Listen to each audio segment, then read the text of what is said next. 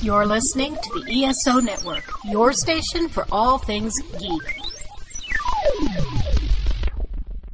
Hi, I'm Joe Heath. I'm Toni Heath. And this is the Watch-A-Thon of Rassilon Halloween edition from the past. That's going to mean nothing by the time this airs. Nothing. We're recording this on Halloween.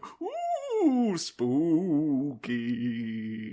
Oh, I should have a more Halloween appropriate name. Excuse me, let me start over. Hi, I'm Joe Death.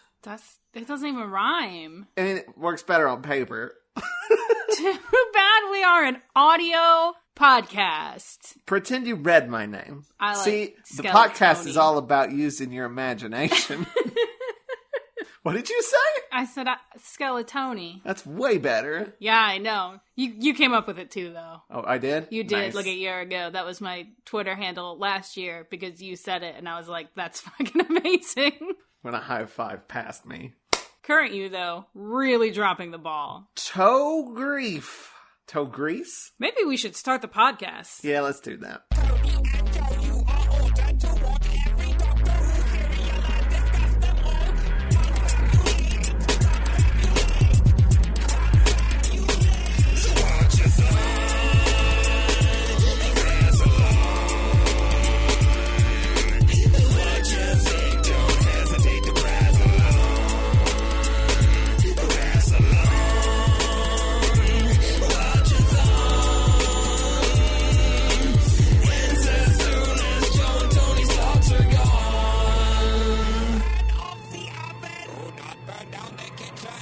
Today we're going to be talking about the third serial of the 24th season of Doctor Who, Delta and the Bannermen, which consists of 3 episodes that aired from November 2nd, 1987 to November 16th, 1987. Joe Facts! And I want to give a special shout out to Matt Golden for sponsoring this episode. Hey, thanks, Matt. Golden! You can check him out at mattgolden.xyz. I would just like to mention right off the bat, I have one cat in my lap purring next to the microphone, and there is a second cat attacking a toy mouse. So that's almost certainly getting picked up on the mic, and I don't know what to do about that. I don't know either. We have a second cat. We have a second news? cat now. That is news. We always said, because our first cat's name's Midnight, we always said if we got another cat, we were going to name it Blink. But this cat had a name, so it's Aspen.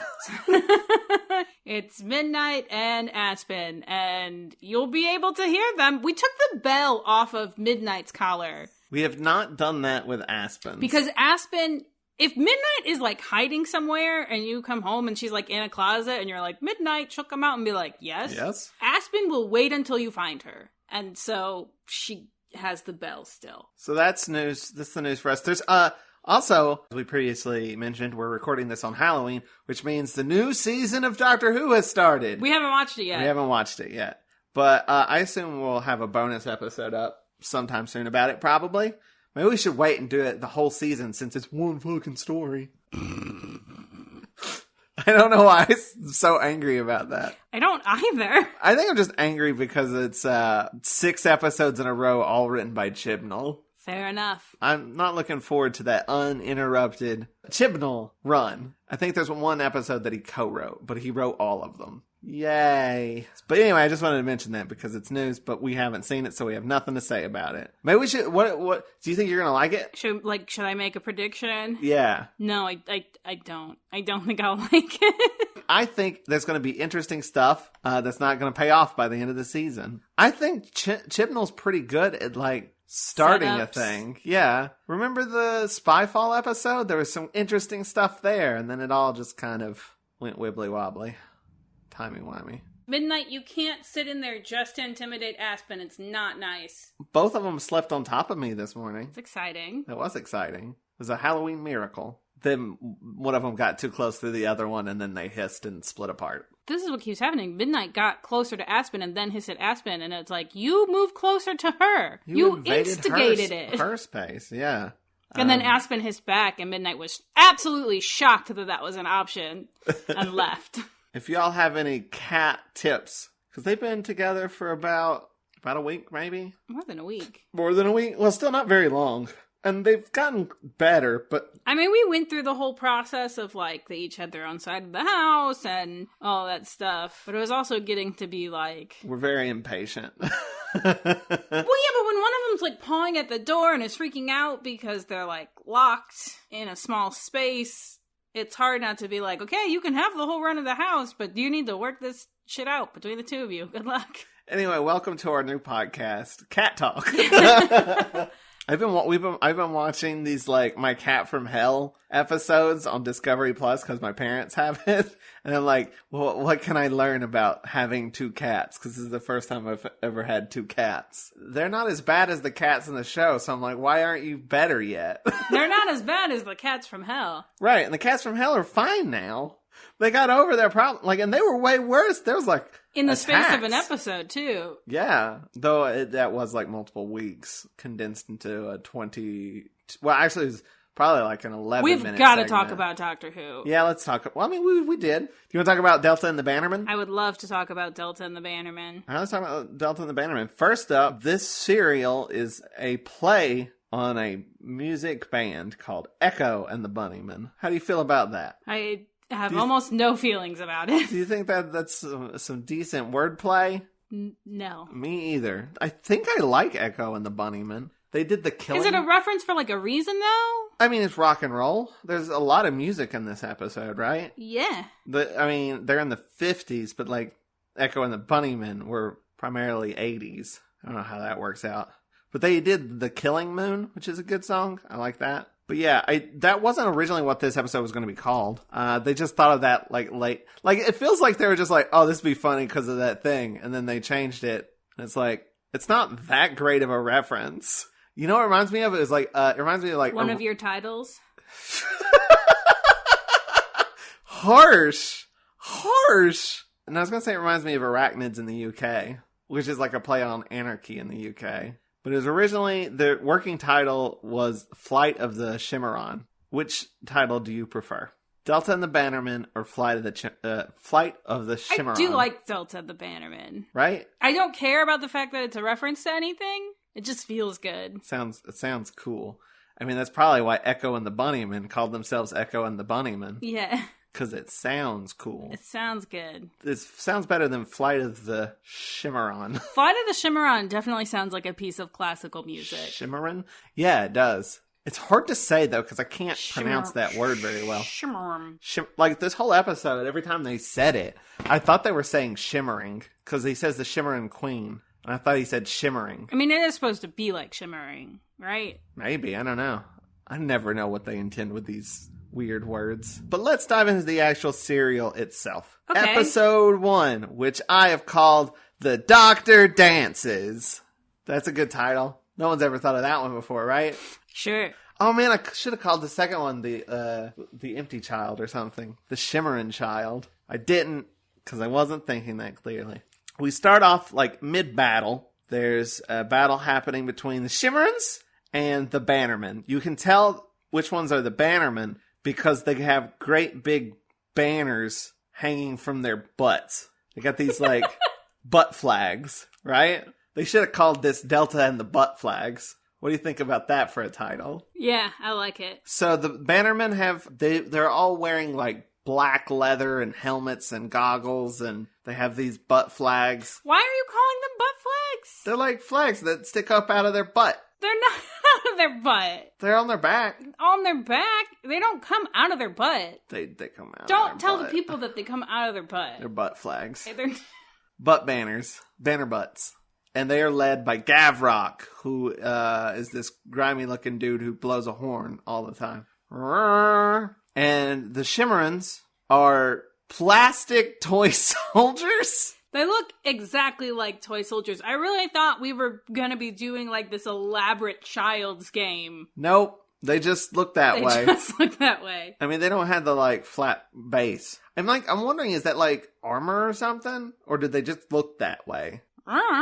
We don't spend enough time with them to really find out because it's not important. We also meet Delta, who is also a I mean, are these green guys Shimmerins? Or are they some... Like, she's a I hate saying this damn word. A Shimmerin. Shimmeron. Shimmerin. She's the Shimmerin queen. Yes. But she doesn't look like that. She just looks like us, like a human. I think the queens look like that. I have a question about that. I'll bring it up later. It involves Billy. Okay. So anyway, Delta and one of the Shimmerin dudes, one of the green guys, they get onto one of the Bannermen are the green ships. guys Shimmerins? I thought they were. I could be wrong. Maybe they're just not. I don't know. I just assumed. You just assumed. She mentions like all of her people are dead except for her. So I figured that was all these green guys. I could be wrong. I'm looking it up. Look, I'm just going on the information that the show gave me. Yeah. Okay. Shimmerins are the green guys. Yeah. Well, actually, if you think about it, remember how the baby starts out? Green. So yeah, they're the same. Your question, though, was that the person who turns into a Shimmerin later does not look like the green guys. No, but he does have a slight green tint. All right. Anyway. Delta and one of these guys get on one of the Bannermen ships. Gavrok is on the ship already and shoots him. And then the Shimmerin shoots Gavrok back and he falls out of the ship. But he's not dead. Now he's just really angry. She takes off in the Bannerman ship, and as the Shimmerin dies, he gives her a case and says, take it. Don't worry about me. Worry about this thing. Spoilers, this is an egg. It's a weird-ass egg. Then we cut to the Doctor and Mel land at a toll stop, and it's very creepy and ominous, and then this great big goofball guy pops out and is like, congratulations, you've won. You're the 10 billionth customer. He's all wearing purple, and he's like, you win a free trip to Disneyland in the 1950s. This is such an amazing premise. Apparently, this guy's famous for this kind of thing. For what kind of thing? Like a presenter type guy. Oh. I can't remember his name. I had no idea. I was just like, this is a fun character. But like, that's kind of how that shtick that he does is kind of like what he does generally. I guess he's a comedian, singer, and occasional actor. The last great music hall entertainer is how he's been described. Ken Dodd is his name. Sir Kenneth Arthur Dodd. Ooh. There's a lot of criticism against this character because of stunt casting. But, like, I don't know who he is, so it's fine with me. I love when there's criticism due to stunt casting because it has zero effects on me. Like, that's just a fun character. None. I'm allowed to just enjoy it as it is. Like, I don't get the reference. But I enjoy it. I think it's a fun character. I never have to have the knowledge that Ross from Friends just showed up and played a weird character on Doctor Who. God, wouldn't it be great if just Ross showed up in a future episode of Doctor Who? No. It'd be like, we predicted it. No, I mean, not like Ross the character, Ross the actor. Whose name is... David Schwimmer. I did not know that. I know that because he's in a lot of other things that he's better in. He's in that podcast you like. Which podcast? Homecoming. Oh, he is good in that. I mean, he's a dick. I want to murder him, but he's good in it. He directed that movie with Simon Pegg where he's running. He's running. Movie, Simon Pegg, where he's running. Yeah, it's written by Michael Ian Black. Oh shit, what's it called? It's the movie where he's running. Do you know what I'm talking about? No, and I'm begging you, we've got to start talking about Doctor Who again. David Schwimmer, Simon Pegg. What's it called? Are you Googling that and running? They were in a movie together, and so they were in something called Big Nothing, which I've seen and I don't really remember it. But that's not what I'm thinking of. Running. You got Run, Fat Boy, Run. That's what it's called. Oh, I've never seen that because it looked bad. That's all right. It's written by Michael Ian Black and Simon Pegg. It's got Dylan Moran from Black Books. I do like him.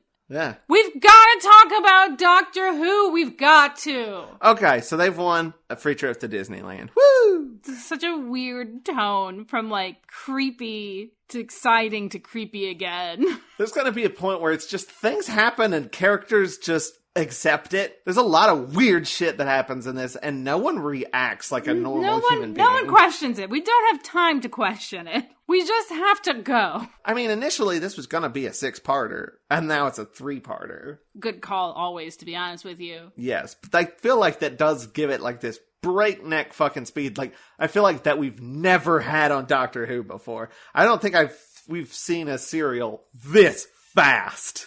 We've definitely had some stuff that's crammed a bunch of stuff in, but it's always done it very badly. Right. Well, there's definitely stuff in this episode that's underdeveloped. Yeah. But at this point, we're so used to, like, the shorthand of Doctor Who that it's like, I don't need it. So one of the things that has been added in, like, like I said, they just start introducing a bunch of stuff right here at the top. So we've had, what have we had? We've had the Schwimmerans and the Bannermen. Then we have this toll booth. Now we have the Americans. I also have a lot of philosophical questions about the toll booth. Is it a time toll? It's got to be a time toll booth. Toll booth in the time stream. So the time stream needs to be maintained. Oh, sure. Via taxes. Sure. Okay. And also, they have chintzy tours throughout the time stream. So it's not like the Time Lords, because that feels an awful lot like interfering. Yeah, it does. To just do tours to, like... There are other races that time travel, though, right? I mean, Daleks do it. Is this a Dalek toll booth? I don't think so. No, they say what they are because they're purple things. The Doctor talks about how they're like these purple creatures, and he's like, won't that look weird to have them be on Earth? Then they show one of them going through the, like, machine that turns him into human, and it's fantastic. It looks like it might be a little painful. Because he's like, he's like limboing through it almost. But then when he gets through, everybody cheers. Yeah, and it's not one of the passengers, it's the pilot, whose name is Murray. They have nostalgia trips on a bus. And it's called, they call it the Transformation Arch, which, that reminds me of the Chameleon Arch. Yeah. I wonder if they're related. But, their spaceship looks exactly like a tour bus. It's amazing. It's like beat up and like, we made it look old and beat up because of the, like, aesthetics. Because of the nostalgia. But it's really just, it's an old and beat up spaceship. But it's got a top of the line engine in it. It probably doesn't. Even the Doctor is like, oh, I've heard of this company. People have died on these tours. Anyway, Mel, you take the bus. I'm going to take the TARDIS. So that's what happens. They split up. But we also get a brief scene of the Americans. We have Jerome Weissmuller, who calls the White House from a police box. That really threw you. Yeah. They just did it because they had them at that point. And they were like, oh, that'd be fun. But it's also, like, very confusing for me as a viewer. I had to explain to Joe that we were in the 50s. I thought maybe they'd do something else with it, but I thought maybe there'd be some TARDIS confusion. But no, it's just they call the White House on the police box. I love how long we just cut back to the Americans being like, what are they doing? What is their relationship to the rest of the plot? Well, what they're supposed to be doing is they're supposed to be keeping track of a satellite. They're supposed to be tracking down a satellite. I don't know why they've come all the way out here to do that. Like, they just have telescopes that does crash to Earth, so they have to go find it. How it crashes to Earth, we'll find out in just a second. But, like, they're so tangentially related to everything else. But every once in a while, we'll just get long scenes of them looking for that satellite still. Or just talking to a beekeeper. There's a scene where they're, like, camping at one point. And one of them's like, you go out and get the firewood or whatever. And he's like, oh, I don't want to go out. I'll get you, Weissmuller. They're just like this weird comedy duo. Also, one of them is definitely American. That's Weissmuller. You can tell he's American because he's got a New York Yankees baseball cap on. But he's actually American. Was he American but, like, grew up somewhere else? I think he's just got he's just an old dude. So he's got and he's also not, I don't know. He's got a very distinct way of speaking. I think he might be from I don't know, New York or Boston or something. It's a very strong accent, but it's like a legit. Right. The other guy, Hawk. Not so much. Not so much. I feel like there's a lot of times when people do an American accent, they just do Colonel Sanders. I'm a Southern gentleman. This is how everybody in America sounds. But everyone does this big voice. Oh boy, we're in it now. That's exactly what Hawk sounds like, right? Yes. Hello, this is Joe from the future. Just wanted to make a quick note that this actor actually is American. But, I think he's playing it so broadly that I just thought his accent was fake. Maybe it is fake and that's not his actual accent. He's American, but that's not his actual American accent. I don't know. Anyway, he's from Louisiana. Maybe I'm just stupid. Actually, I am just stupid. So anyway, have this clarification. You're welcome. Now back to the episode. So yeah, they're in the plot now, I guess. Back at the toll booth, they're about to take off in the bus, and Delta lands the Bannerman ship and then runs onto the bus, and she is being chased by Gavrok still. And they take off in the space bus. Everybody's singing a song, some rock and roll song from the 50s. There's a ton of 50s songs in this, and to have the rights to do it, they're all covers by, like, the composer. And he put it under the name of the band that we'll meet later on at the place that they land. So the satellite gets launched. The bus immediately crashes into it. And they fall down. And the Doctor helps them crash. He does something in the TARDIS puts a cone around them or something to help lessen the impact. And as you pointed out, there's a bit like he's pressing all these buttons and he takes his umbrella and jabs it into a button that he could have easily have reached himself. I mean, listen, I appreciate the bit for sure. I do have a counter to that, though, when I was making the GIFs. What? When he presses it, it sends up a huge bunch of, like, sparks. Ah. So maybe he knew that was going to happen, and he didn't want to burn his hand. But he is newly the 7th Doctor. He could just grow a new one. He hasn't been 7 for that long. But then they crash right in front of a place called Shangri-La. They're not at Disney World at all. They're in Wales. I really like the shot where it shows the sign for the place, and it's Shangri-La, and it's this big, bright, colorful sign, and everything's idyllic and peaceful. And then just a bus falls in front of it and bounces on its tires. It's a really good shot. And then they meet the owner, Burton, who I think is also stunt casting. I think the American stunt casting, too. I think this one's just full of stunt casting. Just famous people that I don't know who the fuck they are. So good to be immune to it. So the owner, Burton, comes up and greets them and thinks that they are a group that was supposed to have already shown up but are late. Man, what happened to them? I think they show up at the end of the serial. Like, remember there's like that bus that comes up, the Glee Club or whatever, and he's like, oh, I gotta go take care of them. I think that's the group that was supposed to have shown up. But he shows them all to their rooms, and Mel and Delta bunk up together. Mel asks her a lot of invasive questions that Delta doesn't want to answer. She's like, don't you want to talk about it? And she just says, no. And you were like, fair enough. Yeah, you don't know this person. Leave her alone. Why are you getting in her space and asking for her life story? Meanwhile, the Doctor and Murray, the pilot, are taken to Billy, a mechanic, to look at their bus. This is the first character who just sort of rolls with shit. Yeah, because he's like, oh, this is like no bus I've ever seen. He's just looking at this spaceship engine. And they're like, yeah, we need, this crystal is broken. We can, the Doctor's like, I've got one to replace it. But like, he's just like, sure, okay. There's the pilot and the Doctor, who are both yes, from like the future and understand this technology, and they get a mechanic from the 1950s to fix their spaceship while they're just fucking around. To be fair, Murray takes the crystal and is like, I'll put it in, and then immediately breaks it. So maybe they need the guy from the 1950s? Apparently. While they're talking to Billy, a woman shows up on a motorcycle, and her name is Ray. She has a cool leather jacket on with spikes on it. It's really cool. And she clearly has the hots for Billy, and Billy seems sort of like not interested. She's like, anything I can do to help? And Murray's like, you don't have some sort of wrench. And she does. And she does. She pulls it right out. He's like, oh, cool. And then takes it and then breaks that crystal immediately. And then he's like, the Doctor's like, I can grow a new crystal, but it's going to take 24 hours to do it. And then she's like, cool, then you guys can stay for the dance.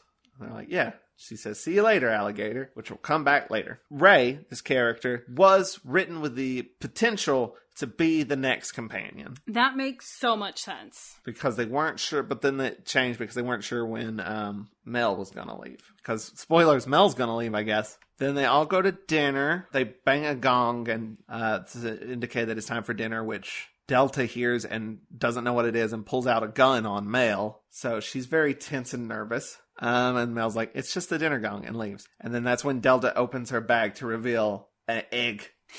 Meanwhile, Gavrok has a scene with the toll master, the guy in the big purple outfit, and asks where that bus went. Finally, he just tells them, like, they were supposed to go to Disneyland, but something happened, and I don't know where they actually landed. And then Gavrok's like, well, thanks. And then shoots him in the back, and he dies a very dramatic death. Oh, the stunt casting. Yeah, apparently Sylvester McCoy was like, I wish I had been like, it's like, I wish I would have told him to do that scene less.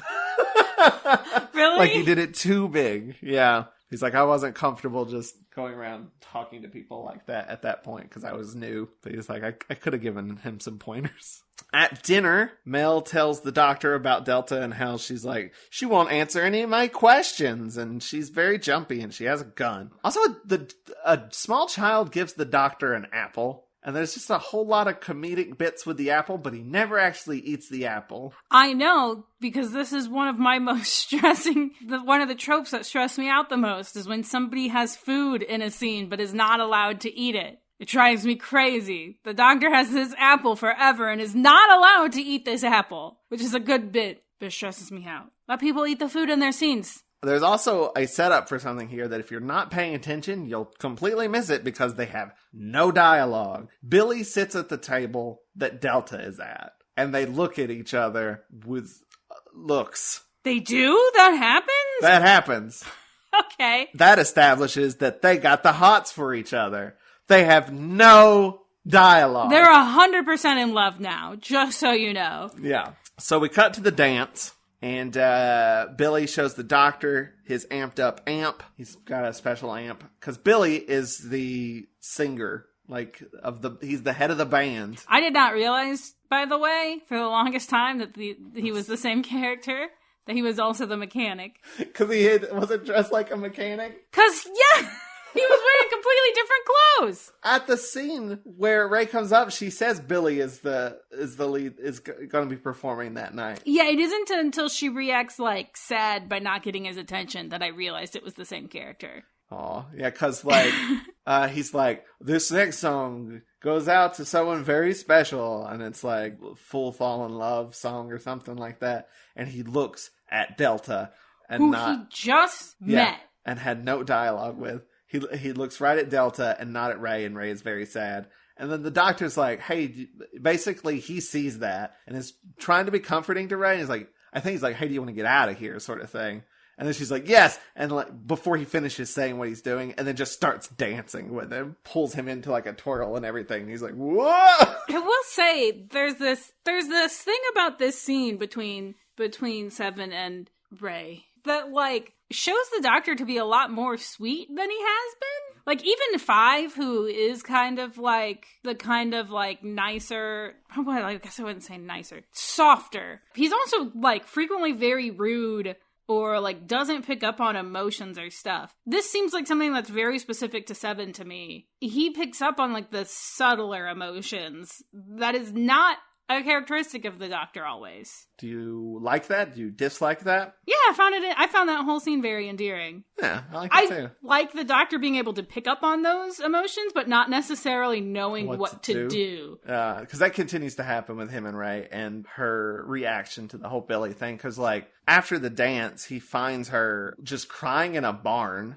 and he's like, "They're there," and has to hug her and stuff, and she's just weeping, and you can tell he's like, I have no idea what to do. I was here to investigate a mystery, and I don't know what's happening now. Because he was trying to follow Delta to see what's up with Delta, because he suspects something's going on with her. But they over here, there's a guy that comes in. I don't think they ever say his name. It's only in the credits. His name's Keeler. He has some sweet sideburns. He gave Delta a look when they were on the bus together, he recognized her. On this phone, he calls Gavrok and says, I found the Shimmering Queen. Give me a reward. What was he on the bus for? He just happened to be going on this nostalgia tour and happened to be like, oh shit, there's a bounty on her. Maybe. That happens. Bounty hunters gotta take vacations too. Fair enough. And they're hiding out from him, and then the doctor sneezes, so Keeler is alerted to their presence. And Gavrock does agree to give him the money, or whatever it is. But then they blow him up. Well, before that happens, we have one more scene, which is back at Delta and Mel's bedroom. Because I was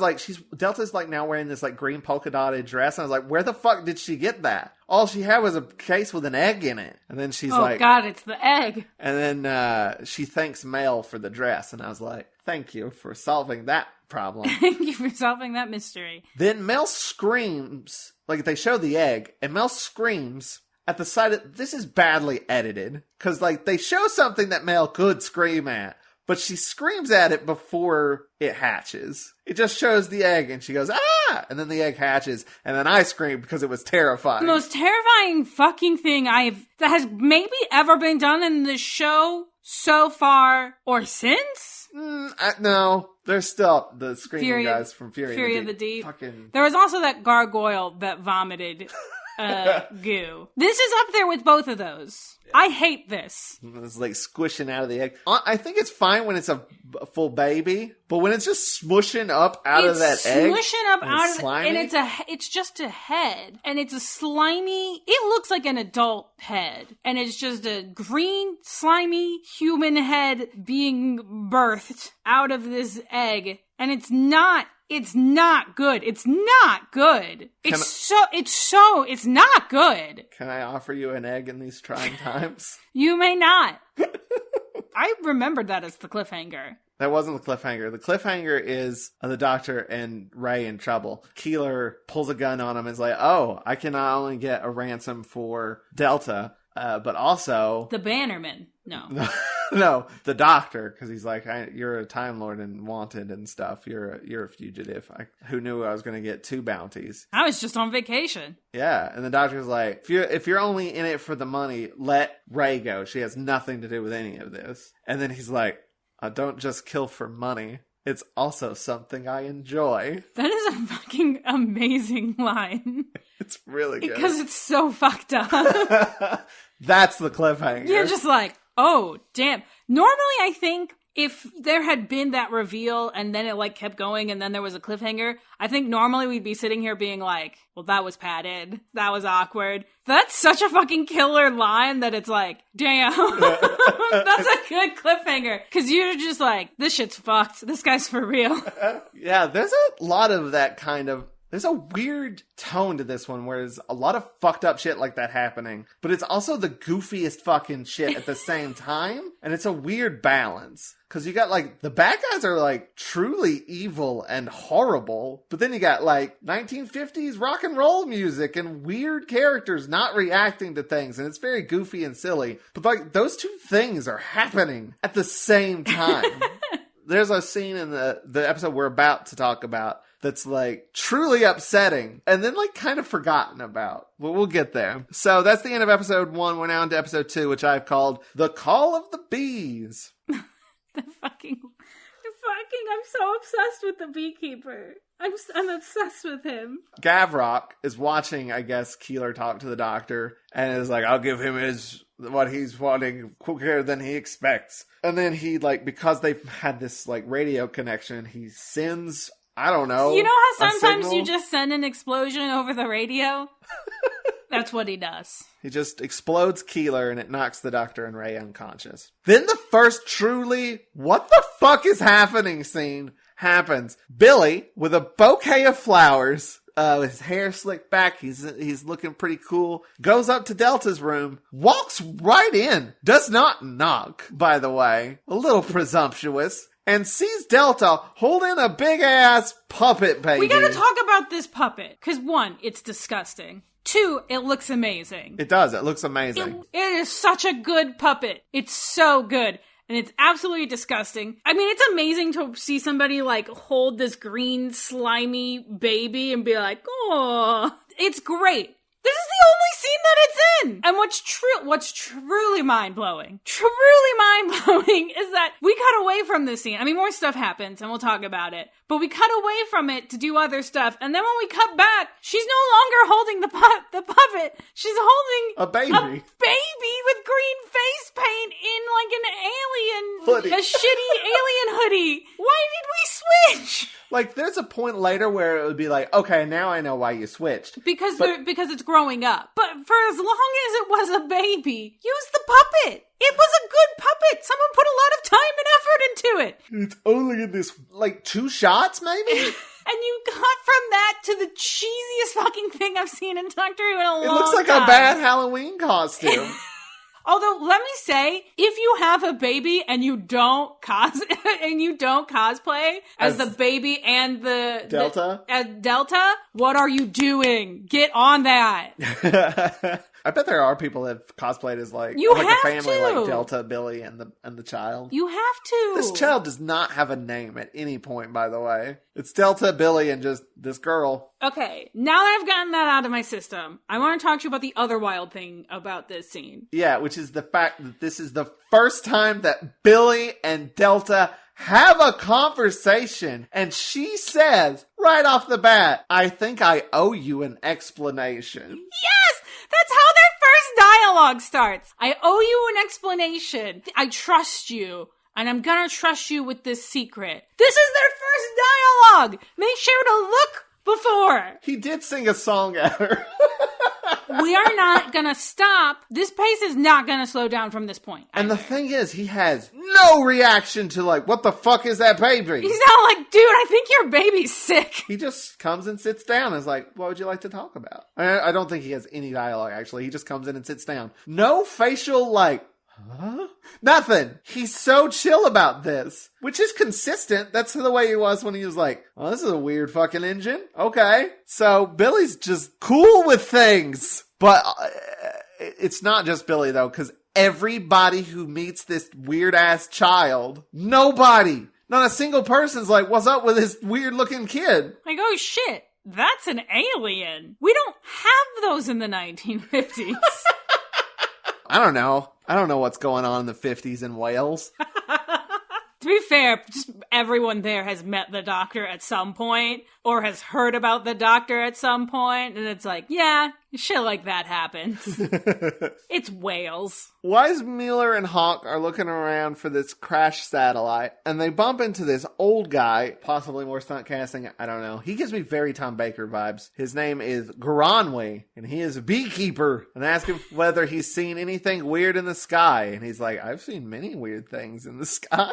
Everything he says is like fucking cryptic as hell. Well, he's like, do you want to talk to the bees? Because the bees know things. I'll ask my bees if they've seen anything weird lately. And then like a butterfly lands on his hand. It was at the, because we watched this and I was rewatching it, making notes and reading the transcript and making GIFs. And it's at this point that I realized all this shit about the bees and the butterfly, which he talks about like cocoons and changing and all that stuff and growing and all that nonsense. All of that is like some weird metaphor about the Schwimmer. Yes. I didn't realize it the entire time we watched it initially. Oh, wow, because that's the only thing that ties us to the rest of the episode at all. It's weird.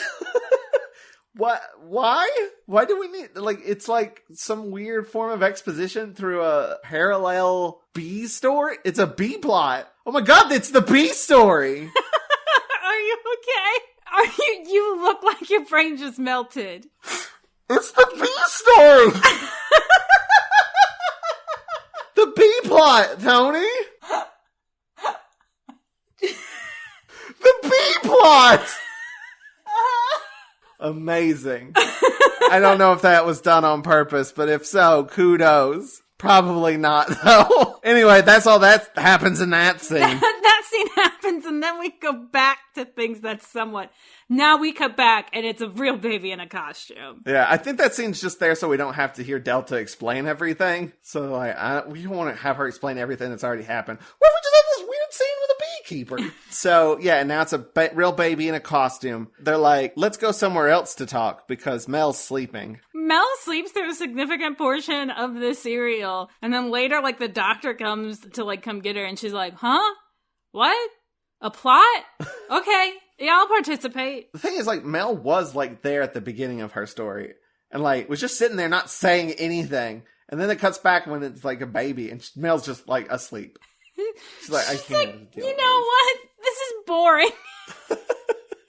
I'm so tired. I just got back from a dance. I guess they must have stayed up all night talking because it's daytime now. It was night. It was after the dance. Oh, you think that's what happened? That, like, she had someone over, and Mel was like, he'll leave eventually, and then I can go to sleep. And then he didn't. Because they're in love. I guess. So Mel, like, passed out at around, like, 5 a.m.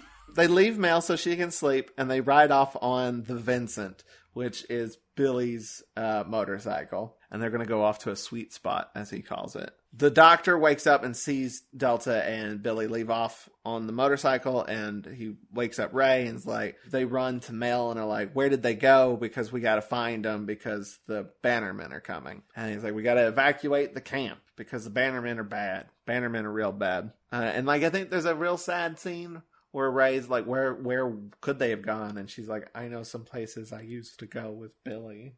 Yeah, and so they go to tell to Burton, the owner, to tell him, like, you got to evacuate the camp. And then he does that thing where he's like, so what you're telling me is, and then he, like, recaps how ridiculous this fucking cereal is. And then he just laughs at them. And he's like, yeah, sure. And then we'll have space, tea, and toast. But then he's like, what can I do to make you believe? And he's like, I'll show you my spaceship. I think that they show them the nostalgia spaceship first. There was supposed to be a scene of him in the TARDIS, but because all of this was location filming, they didn't want to have to take the actors to the set, so they cut that scene entirely. So you just see him come out and go, holy shit, it's bigger on the inside. And he's like, can we take a ride around in it? And the doctor's like, sure, later. He never gets that ride. Oh, that's kind of a bummer. But that convinces him to get his staff to evacuate. There's a scene where, like, he's telling his staff, we all need to evacuate, and they're like, we won't do it. We're gonna stick here and do whatever. Absolutely wild. Yeah. And then he's like, shut the fuck up. I'm the boss, leave. He's like, you're all great for being brave and whatnot, but please go. And then they go. The whole camp's evacuated. Murray has to wait a half hour for the crystal to finish growing before he can leave, before they can put it in the bus. The one that he broke. The doctor was growing a new one. I don't know if we ever said that. Yeah, and there's like a bit where I was like, we could take everybody in my TARDIS, and he's like, but Captain never leaves his ship, and that's a good enough reason to wait there. Yeah. Billy and Delta are at a lake having a picnic. Every time we cut back, the girl is, the baby is like bigger. She's like a small girl now, and she has this, she sings. It's like,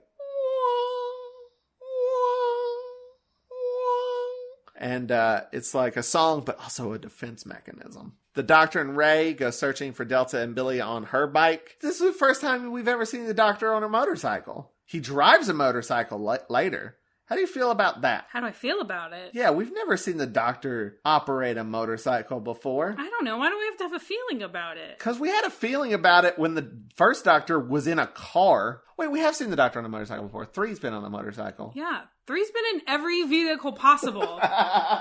That's true. I just always feel weird when the Doctor's in a vehicle. Not 3. It, like, fit perfectly fine for 3. But every other Doctor, it feels a little weird to me. Why? I don't know. Just does. It definitely felt weird when the first Doctor did it, because, like, they were never, ever on Earth. I mean, they were never on Earth in present day, because if they were on Earth, then, like, Ian and Barbara would leave, and then that did happen. Anyway, there's a brief scene where the Doctor and Ray ask the Americans if they've seen Delta and Billy, and they're like, no, and they're like, shoot, and then they leave. And it's like, that plot intersected for a second, and nothing happens. But they eventually do find them and tell them that the Bannermen are coming. The Bannermen do land near the Americans and shoot at them. They blow up their radio and their tent, and they're like, that's the property of Uncle Sam.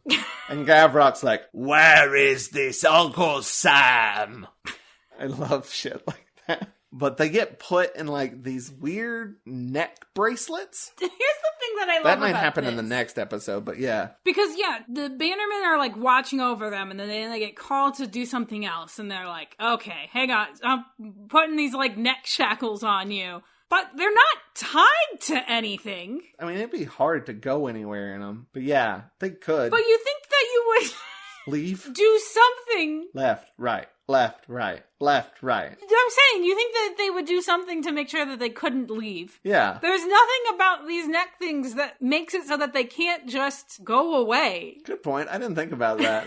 Honestly, it doesn't matter anyway, because, like, in that scene where they get put on, it's immediately taken off. It's actually in the next episode. I jumped ahead a little bit, but Yeah. I was just like, that's the next thing that happens with them, right? And then I looked at my notes and I was like, nope, there's a lot of shit. So the crystal is installed in the bus. Mel's going to stay behind and go on the TARDIS because she's like, I got to be with the doctor. And Murray says, see you later, alligator. Mel says, in a while, crocodile. And they wave and they're about to take off. And as they're about to take off, Gavrock shows up and the Bannermen blow up the bus. The whole bus. The whole bus. All those people are dead. All of them. All of those people are dead. Very upsetting.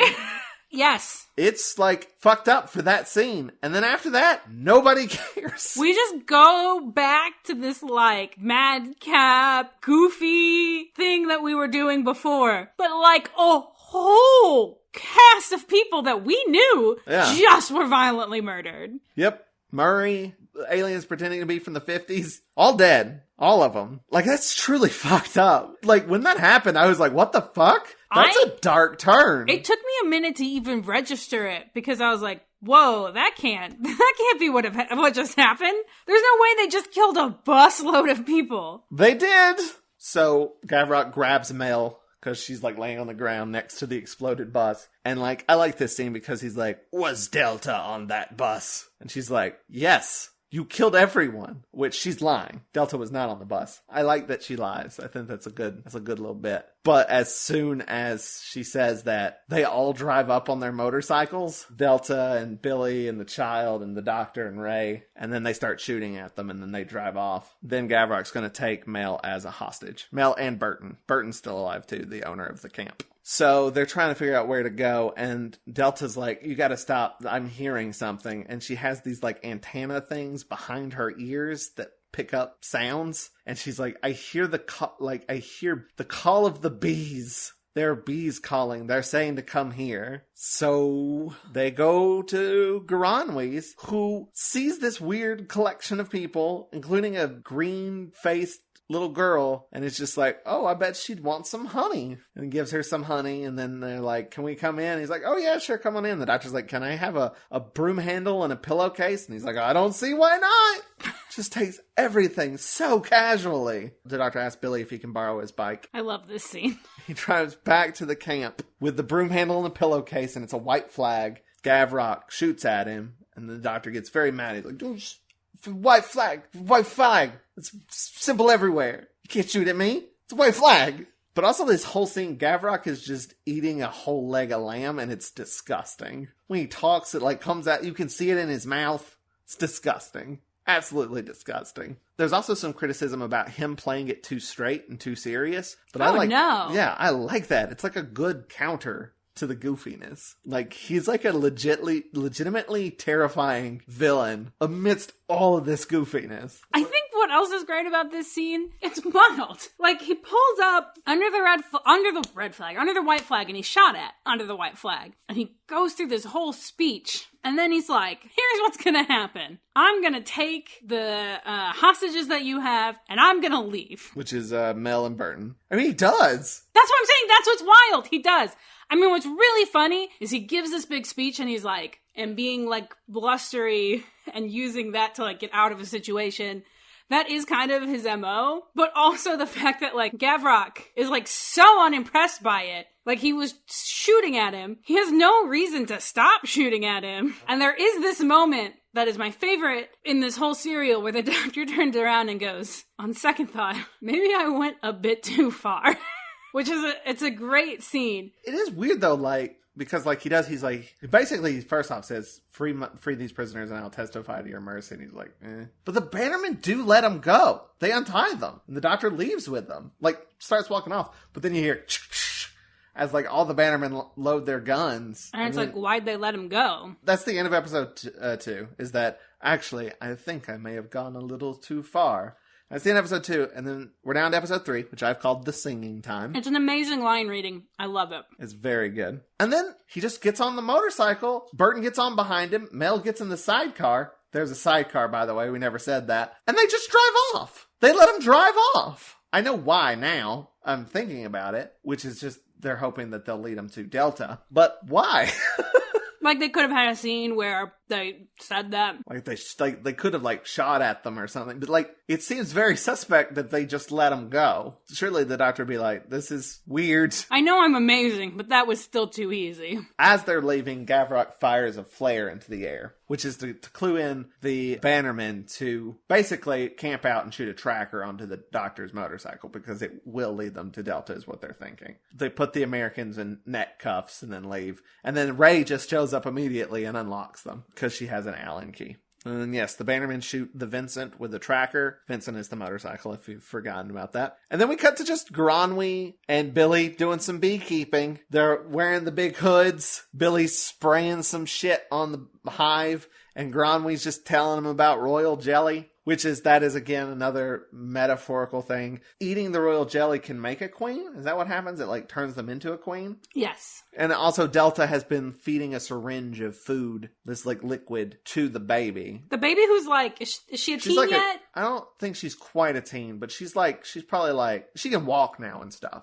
She hasn't done her final grow up yet. She's probably, like, in her, like, 7 to 10, somewhere in there. And she's feeding her. She doesn't speak. No, she just goes... She's got that musical tone. Delta says that the singing time is near, and then I guess that's like the final mutation, I guess. And that this food that she's feeding helps with that. It helps prepare her for the singing time and for whatever. And then something truly fucked up happens that is honestly not cool at all. Billy steals a packet of the syringes with the food in it. It's like green liquid in a syringe that she feeds to the baby. He just straight up steals a packet, and I'm like, that doesn't seem good. And then when he reveals what he's doing, they're like okay with it. And I'm like, that's not good. You stole food from a baby. That's literally like the example we use of being evil. What if she needed all of that? What if the baby needed all of that and he just started drinking her food? Because spoilers, that's what he does. He starts drinking the food. Because again, it's like the royal jelly. And now he's going to be a Schwimmerin. Then we get a scene of Gavrock booby-trapping the TARDIS. He puts a thing on top and it puts a cone around it, and anybody that comes within it will explode. Then there's a scene of the Doctor driving through a field, and Mel waves at cows, and it's very adorable. She's very excitedly waving at cows. You gotta wave at cows. They stop near a couple of goats, and the Doctor's like, "Can I take a ribbon from your hair, Mel? I have a plan." And she's like, "Sure, why not?" But then they get back to Granwy's. Everybody's at Granwy's now. The Bannermen that left the Americans, the two of them, they come across Granwy's as well, and they see Delta and the child. And the child grows to her final form, which is like a teenager. And she screams and grows. And as she's screaming, it blows out all the windows in Granwy's place. And like the Bannermen's like holding their heads because it's like hurting their eardrums. And then Delta shoots one of them, and the other one gets away. And then the Doctor has this whole plan he's gonna do. They're like, we're gonna leave. He gets everybody, and he turns a radio on, and he gets Delta's scarf, and he puts it under a door, and he's like, my trap is set. It's the dumbest fucking plan. I have no idea how it worked, but it works. But we'll get to what it is. They drive off. Gavrock's tracking down the tracker, and he finds it tied to a goat with Mel's ribbon. But then they get to Granwy's anyway, and they think, because they hear the radio. Also, I think the Bannerman ran up, who got away and was like, I know where they are. And they all go there. They shoot the radio. They shoot up the place. They find Delta's scarf, and they burst into the room, and they knock over all of Granwy's jars of honey on top of them. Do you know what really upsets me about this, too? Is like the scene before where the Doctor asks him if he has honey, and he so lovingly describes the various types of honey that he has, and like how old they are, and what flavor they are. And the Doctor's like, great. I can't wait to smash those later. That's what happens. And then they stumble outside covered in honey and get stung by bees 1 billion times. That's the plan. And pulled it off without a hitch. They all get back to Shangri-La. They're about to go into the TARDIS when the Doctor notices the booby trap. And Hawk's like, I don't believe none of this nonsense, boy! And he reaches out for the door and burns his hand. And this is also at the point where Delta catches Billy eating all the food, and he's like, well, you need a male Schwimmerin to continue your race or whatever. We got a bone at some point, and I'm not your species. And, like, they almost kiss. and then are caught by Burton. I'm like, we gotta set up for the final confrontation. There's a cool scene where the doctor is tracing the edge of the effect of the booby trap. He's just got a stick and he's like dragging it along the edge, and it occasionally sparks. And he's like, I figure I can dig up underneath the cone and get up in there to deactivate it. That doesn't happen, but it sounds super cool. He's like, that's plan A. And then the Bannermen show up, and she's like, is there a plan B? And he's like, oh yes, run! The doctor and Billy set up his amped up speaker, which was set up. There's a lot of payoffs in this final episode. For as crazy, as like wild literally and everything out there is. And like fast paced as this one is, it's wild how much is actually payoffs to setups. So they set up the speaker on the roof, and they start getting shot at. The child screams into it, and it amplifies her scream, and it basically incapacitates all of the Bannermen. Gavrok stumbles backwards into the cone, the booby trap around the TARDIS, and explodes. And they kill Gavrok. And then Weissmuller ties up the Bannerman. The doctor gives him some jump ropes and says, time up. And he's like just bragging about how he used to be like an Eagle Scout, and he knows all of these knots. And there's a scene where he says, you're the lousiest bunch of Bannermen I ever saw. What Bannermen has this guy saw? Weird line. Scene. Huh? What? Weird scene? Is that what you said? No. What? What? Huh? What did you say? I'm confused. What? Oh, are you saying it should be seen, not saw? Yes. Oh, maybe it is. I don't know. I mean, when you said it. I don't know what the actual line is. I mean, the line is saw. Is it? Yeah. Oh. I feel like we're in a weird Who's on First routine. And I'm the dumb guy. They're like, where's Billy? And then Delta says, Billy is just changing. And then we cut to, we never said this, but like at the beginning, before she gets her green polka dot dress, she's wearing like this white sparkly jumpsuit. And now Billy is in a white sparkly jumpsuit. Is it hers? No, because she has hers. I think it might even just be her skin.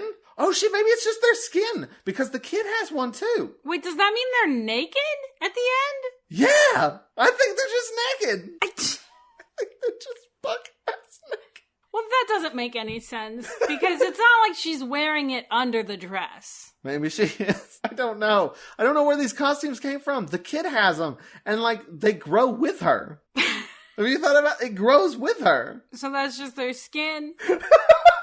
And they're all naked in the end. Yeah, and he's just a full-on Schwimmer now. He's got like a slight green tint to his skin and stuff. But he looks like her. He doesn't look like the Green Army guy. Like, No. I don't think the Army guys even have a face. No, they got like bumpy skin. He's getting stuff packed to leave with the Schwimmer, and the doctor has his guitar. It looks cool. The doctor has this cool rock and roll red guitar, which apparently is anachronistic. It wasn't made at the time period that this is set, but whatever. Anyway, he says he's unsure about all of this changing into a different species thing, but love has never been known for its rationality, because none of this love bullshit makes any sense. They've had 5 lines of dialogue, most of it exposition. Anyway, everybody says their goodbyes. Ray is kind of sad, but Billy's like gives her the Vincent, his motorcycle, and that seems to be a good compensation. She rides off on it. Then there's a song playing as they get into the ship, which says "Love is the answer," really hitting that point home. Well, they have to do it through something. And then he's like, "Let's make this baby fly," and then like that shot lasts for too long. He says that, "Let's make this baby fly." And then there's just like an awkward 5 seconds of her pressing buttons. And then the ship takes off. And they're going to start a new family.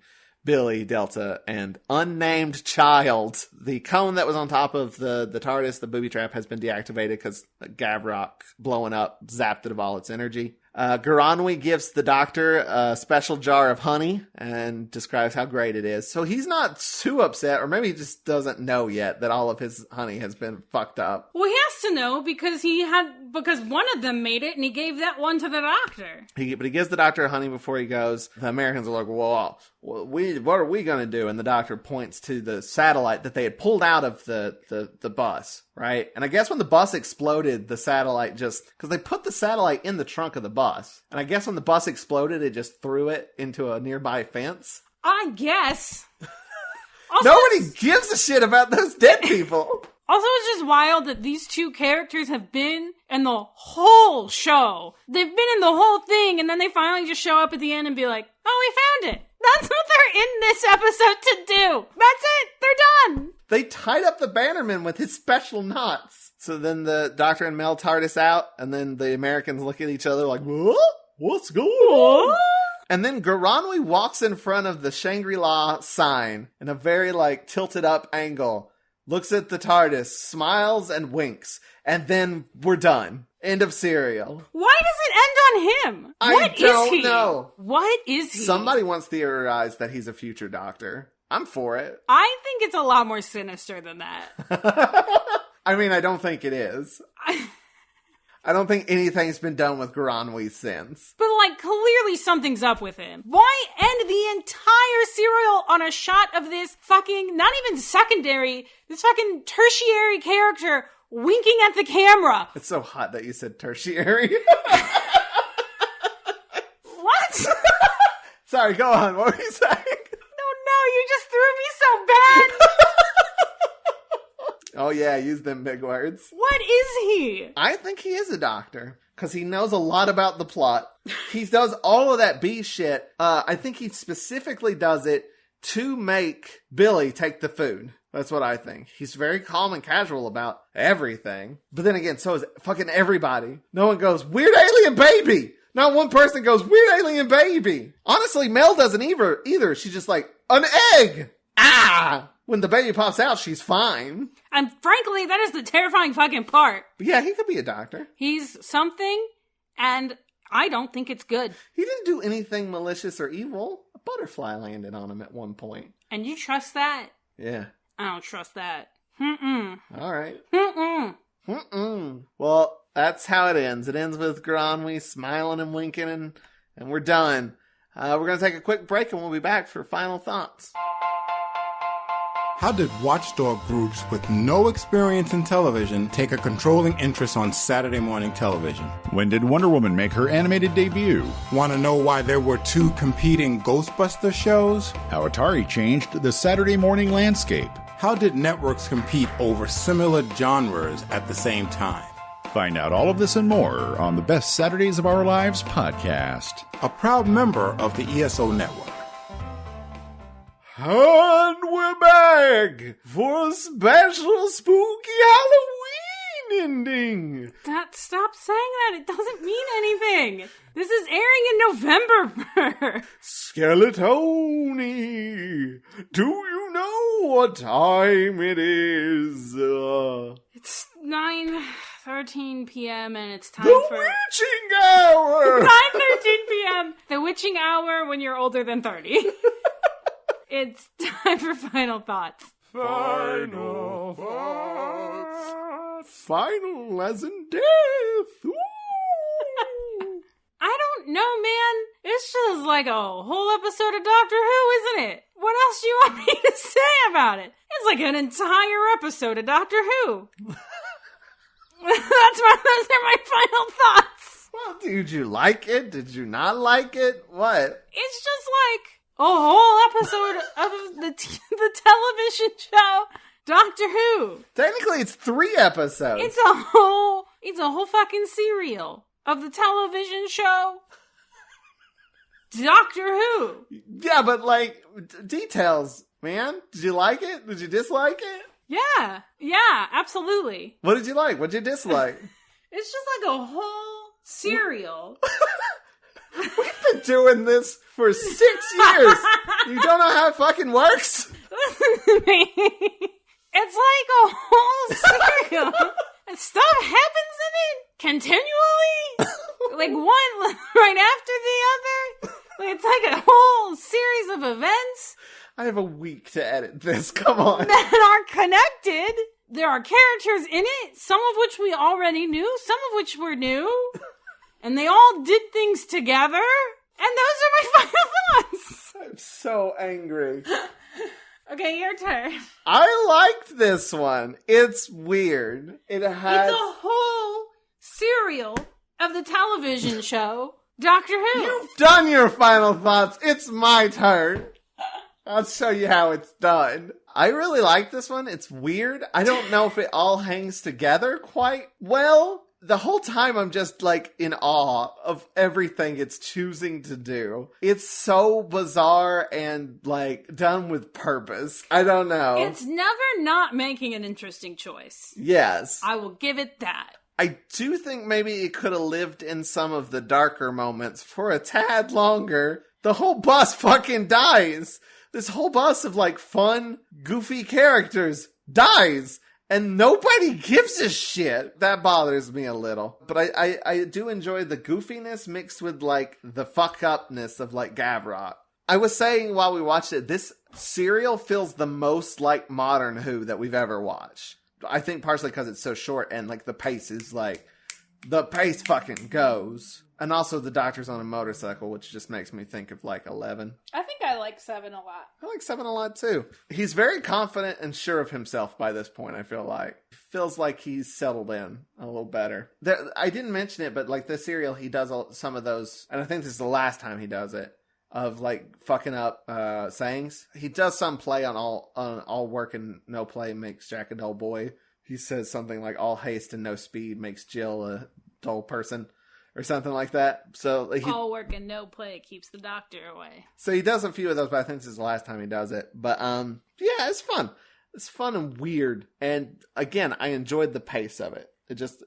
It's relentless, but it's not relentless in the ways of like fucking Time Flight, where you're just like, please stop, I'm begging you. I can't. You're throwing too much at me and none of it makes any goddamn sense. This is fun. This is fun. And it doesn't not make sense. And I think it's like incredibly well structured. Like everything that is set up pays off. And that rarely happens. I feel like this is the first time I've ever really noticed, like, oh man, they set up everything and they're paying off everything. It's great. It's not a story that's particularly concerned, I feel like, with the interiority of its characters. No. Their characters are more just like more pieces of their structure. And so long as you go in with that mindset, you'll have fun. If you're expecting there to be like character stuff, no. Don't.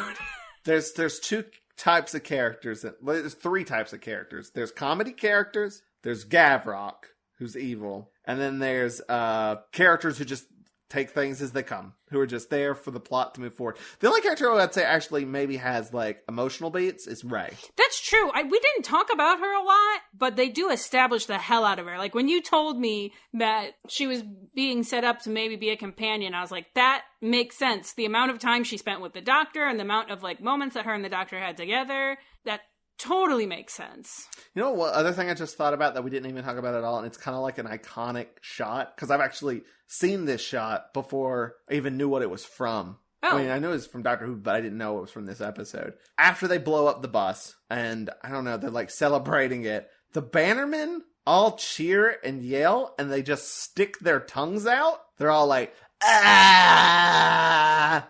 I've seen that shot before. I've never seen it. I think that was an actor's idea. I don't think that was in the script, that they all do the ah face. The Bannermen are not characters, by the way. No.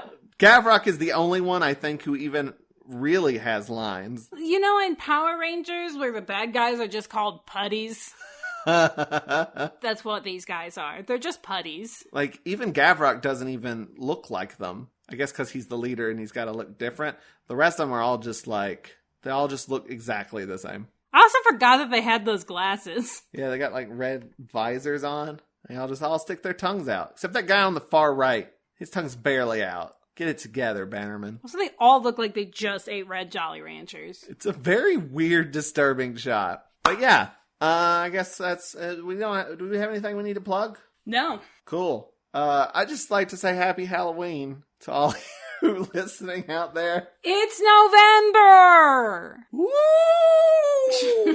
If you liked this episode of the podcast, you can check out more on WatchArassalon.com. You can also find our podcast, our Patreon, our Amazon wish list, and more at linktree/Watch-A-Thon. That's linktr.ee/Watch-A-Thon. And I want to say special thanks again to Matt Golden for sponsoring this episode. Hey, thanks, Matt. Golden! You can check him out at mattgolden.xyz. Also want to give a special shout out to Vince and EL for providing us with our kick-ass theme tune. Thanks, Vince. Check out more of their music at soundcloud.com/VinceandEL or vincentel.bandcamp.com. And tune in next time when we talk about the season finale, Dragonfire. I bet it's about, it's a fantasy with dragons and shit. I know one thing about this serial, and it's got the stupidest cliffhanger of all time, which is hard to do when you've had, oh no, the floor. But until next time, keep spooky and wrestle on.